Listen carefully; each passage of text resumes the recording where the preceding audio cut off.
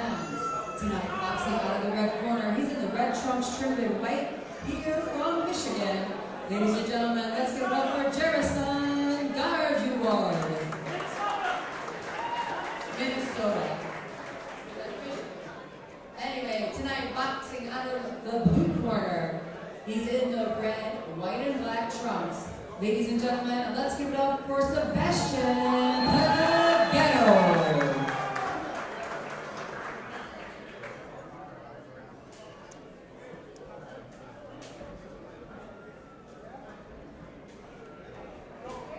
Glenn, these guys look pretty tall. Yeah, especially for 132 pounders. Might even be taller than me and you. Yeah, well, we always fought the short guy fight. I imagine. I mean, we're down there for light heavies, you know. Another southpaw out of the red corner. Elvis Parks, 6'3", 140, 165. I don't know if you remember Elvis Parks, but he had a 10-round fight against world-class Leroy Murphy. Okay. In the might have been the amphitheater. I don't know where that fight was. Okay. But everybody thought that Leroy was outboxed. Because if you can go 10 rounds with Leroy Murphy, Yeah. that's probably a feat in itself. I saw the fight. I thought Elvis had a good account of him. And if you just judge it on pure boxing, you could probably give him the fight. But Leroy had the name. 1980 captain. Yeah, that we boycotted, that was going to Moscow. So we don't know, but they do call him solid gold. And to make the captain of the team, that must be very impressive that all your peers would accept you as the captain. Yeah, no, Leroy always carried himself well, and he was a nice guy, great fighter, and it's a shame that we boycotted those Olympics, because you look at Olympics before that, which brought us Sugar Ray Leonard, the Spinks brothers, Helen Davis. They all went on to have very lucrative professional careers. You would think that Leroy, being the captain, if he could have come out of that Olympics with a gold medal, he too would have been a multimillionaire today. Instead, No question. yeah. No question. So that's a real rough break that he caught. I know he had a brother, Kenny, that fought in our division. I don't know if you ever fought Kenny. No, he was a good fighter too, though. I was set to fight Kenny, and he didn't show up that night. It was one night in the gloves, and no, it was in the Park District. And then I walked into the finals because I didn't have to fight Kenny in the semis, and I fought Kevin Staken, 6'6". We're talking about tall fighters, and I knocked him out at the amphitheater. Wow. In 88. Wow. And that was the first time I won that tournament. Then I won it in 89 also. What do we got here going so far? Well, a little more of a chess match, Johnny. Garduward from Michigan in the red. It's sort of his job to step it up a little. He's the shorter of the two fighters, and he can't really get close enough. He's got to really press the action. He's trying to sit there and pick his shots. I don't know if that's his best strategy or not. See if he makes any adjustments and gets a little more aggressive in the second round.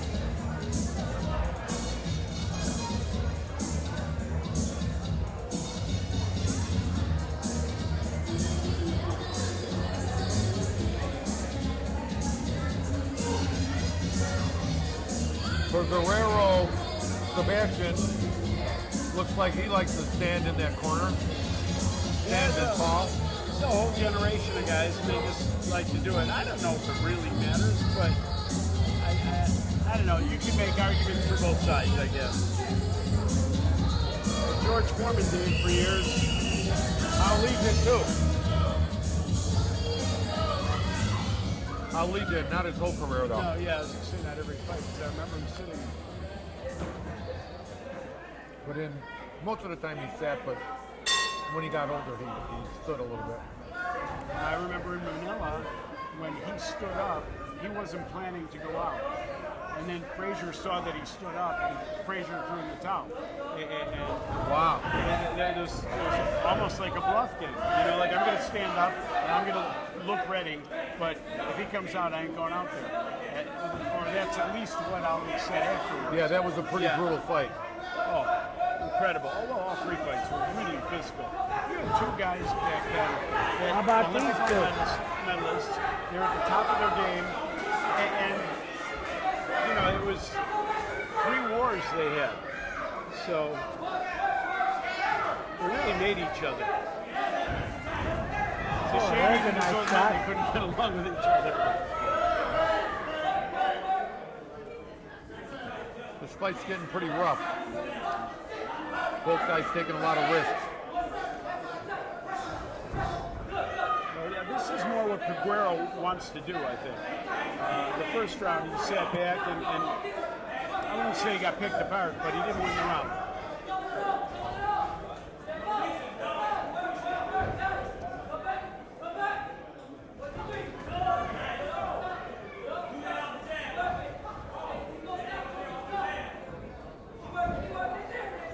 You know what I'd like to see more from the coaches, Glenn, is tell your fighter, hey, you're throwing 1 or 1-2, double up the jab. You rarely see anybody doubling up the jab here. They'll throw a jab right hand or a jab and a right hand to the belly. It's like, look, 1 jab, a 1-2. Double up that jab. Triple. And move in behind it. Yeah, triple up the jab. 1 jab. You know, if anything, you could 1 jab. That's why you're countered, because you're only throwing 1 jab. But when you throw 2, it stops the counter. A couple of combinations left there, hand. Yeah, that was a nice lead. He's got good leverage with that left hand, but the other guy's got good head movement and a little height advantage as well. There's a double jab by Sebastian. Gotta start. There's one jab. I'd like to see that doubled up, tripled up. 1.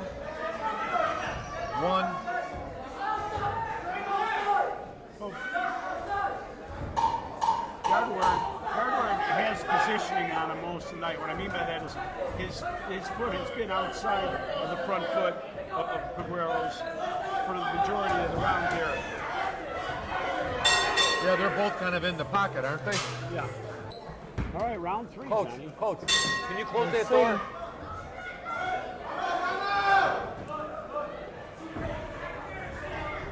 Thank you.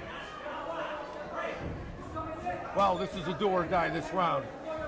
I don't know, we got Big Ben on the cameras, keeping a steady shot, so you fans at home watching this are getting some incredible visions. And you could judge along with me and Glenn and Johnny Bellino. But Garduward with a nice left-hand lead there. And he's got that outside position, and he could be doing that all night. yeah, the problem is Peguero, is that his name, Sebastian? Peguero is he's letting him do it, and I don't understand why. Well, he seems like he's hard to reach. I mean, it only looks like a couple inches here, but in the ring, a couple inches is pretty big. He's having trouble navigating that distance. But sometimes you got to be a little more courageous. Without risk, there is not a huge reward. So if he stays on the outside, has a nice little shoulder on the inside by the red corner, trying to move his guy. There's a good straight left. But if I'm red corner, I'm swarming him now. He's been trying to stay out at that distance the whole fight and doesn't seem to be as effective as he could be on the inside, in my opinion. A nice spin by Sebastian. He leans out of the way of punches. And he's throwing hard punches. Now he's switched southpaw. Which, if you're a natural righty and you switch to southpaw, you probably compromise your defense. I know I did. You would actually switch? No, I never switched, but when I was in the gym sparring, I would play around with it, and usually that would invite a whole bunch more punches because my defense wasn't as sharp. I was trying to learn the offense, but real difficult. I never really switched though. I never really could figure out how to fight lefties, what the right methodology was on them, you know, with the footwork, because some lefties are different than others.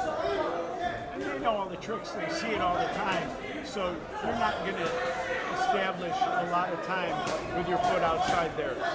Right. So they're not going to allow that during the exchange. It's a good thing we have judges here because these guys were kind of equal, you know, in firepower. Garduward's having a nice little strong finish. Yeah, but it all has to do with how you scored rounds 1 and 2. I split them. Both guys are tired, but they put it out there. That was a really good effort. Let's see which way this one goes here. Jeroson and Sebastian.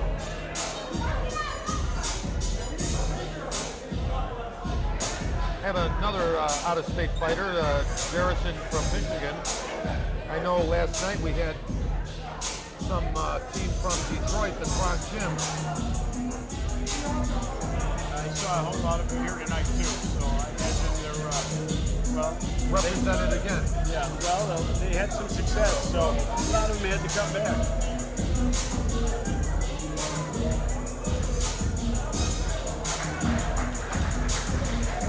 That's a good match fight, you know.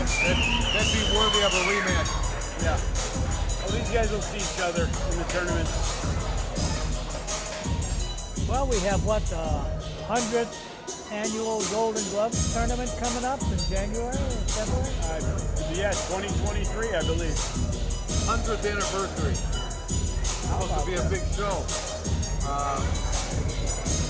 And a get-together for all the guys that were competitors in the Golden Gloves. Erwin Shipman knows about it. It's going to be on Facebook. And I'm not sure the guy's last name that's been a sponsor or a participant in the Golden Gloves as an official. Larry, I don't know if anybody knows Larry's last name, but we could probably get that by the end of the show. He's trying to assemble what kind of presentation or extravaganza could be done in what venue to honor all those people. The ones that are living still and the ones that were past historians related to the Chicago Golden Gloves. The tournament did a lot for a lot of people. Who did? The tournament itself did a lot for a lot of people. I think All right, so. ladies and gentlemen, let's give these two boxers one more. You guys big all know round of Rod applause. Raboyevich, right? And in this 132-pound division, our winner by unanimous decision, out of the red corner, Jeroson, Garduward. That's a good decision. But Rod Raboyevich was a product of the Chicago Golden Gloves.